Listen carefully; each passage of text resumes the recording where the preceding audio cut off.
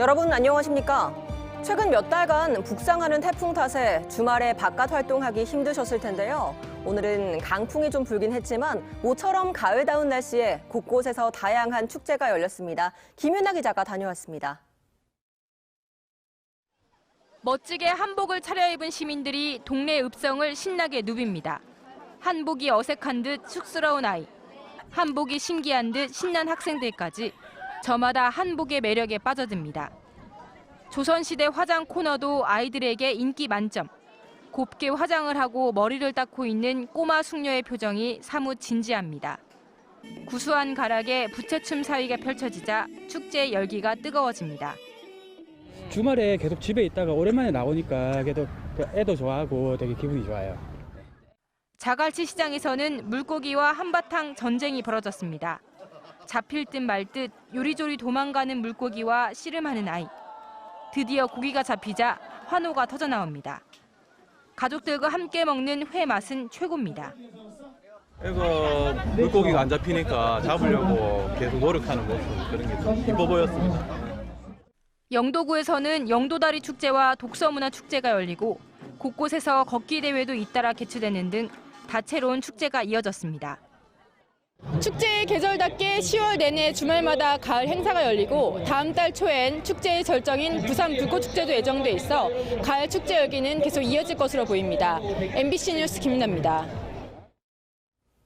태풍 하기비스로 인한 강풍에 철판이 날아가 동해선 전차선에 떨어지면서 동해선 전동차 운행이 한때 중단됐습니다.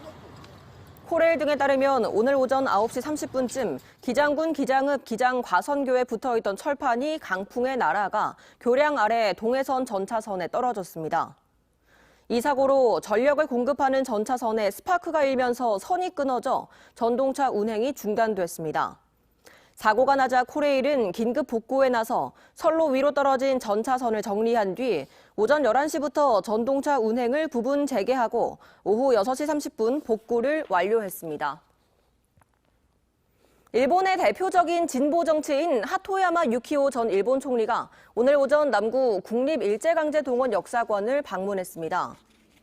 하토야마 전 총리는 역사관 4층과 5층 전시실을 둘러본 뒤 7층 옥상에 마련된 추모공원 추모탑 앞에서 역사의 교훈이 미래를 만든다고 쓰인 화환을 헌화했습니다. 하토야마 전 총리는 당시 2천만 조선인 중 800만 명이 일제에 동원돼 목숨까지 잃었다면서 과거에 저지른 역사를 제대로 직시하자는 의미로 방문했다며 사죄의 고개를 숙였습니다. 어제 내한한 하토야마 전 총리는 경남 봉하마을에서 노 전 대통령 묘역을 참배하고 부산대에서 강연을 가진 뒤 일본 고위 관계자로는 처음으로 일제강제동원 역사관을 방문했습니다. 제도약을 기치로 내건 제24회 부산국제영화제가 오늘 개막했습니다. 부산국제영화제 조직위원회는 오늘 오전 결산 기자회견을 갖고 이번 영화제의 총 관람객은 18만 9천여 명으로 지난해 19만 5천 명에 비해 6천여 명 감소했다고 밝혔습니다. 지난 3일 개막한 부산국제영화제는 6개 극장 37개 스크린에서 85개국 299편의 영화를 상영했고 세계 최초 상영인 월드 프리미어 118편을 상영했습니다. 제24회 부산국제영화제는 오늘 저녁 7시 해운대 영화의 전당에서 폐막식에 이어 8시부터는 폐막작 윤희에게를 상영 중이며 열흘간의 공식 일정을 모두 마칩니다. 부산의 한 인문계 고교에서 검찰을 비판하는 내용의 중간고사 시험 문제를 출제해 논란이 일고 있습니다. 부산교육청 등에 따르면 A 고교는 지난 8일 3학년 중간고사 한국사 시험에서 검찰을 비판하는 SNS 게시글을 제시문으로 내고 조국, 이인영, 윤석열, 나경원을 나열한 뒤 관련 인물을 고르란 문제를 출제했습니다. 문제를 낸 교사는 학생들에게 사회 현안에 관심을 갖게 하기 위해서 시의성 있는 문제를 냈다고 해명했지만 교육청은 해당 문제가 교과에 없는 내용으로 시험 규정을 어긴 것으로 보고 있습니다.